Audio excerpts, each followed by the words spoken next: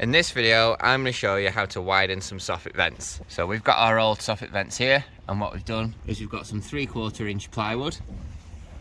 We've actually cored out a hole using our hole saw that actually fits our new vents, and the plywood actually acts as a guide so we can drill out our new hole in our soffit and put on some new soffit vents.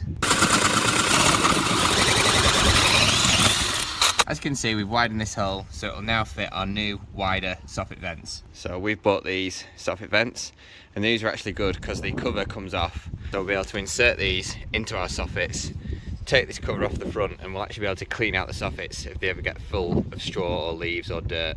All you have to do is twist this and they come apart. We need to remove our jig and then we can offer up our new vent. Put my hand up here, you can see all the rubbish that's been trapped behind these soffits. So we're going to clean this out and then add our new soffit vent. And now we just need to secure this in place with 4 stainless steel screws. We've used stainless steel screws because they're less likely to rust and they won't leave any rust marks on your soffit. Now all we need to do is twist on the cover vent.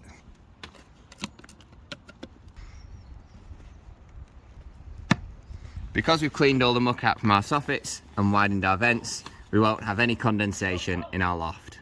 If you found this video helpful, drop us a like. Thanks for watching.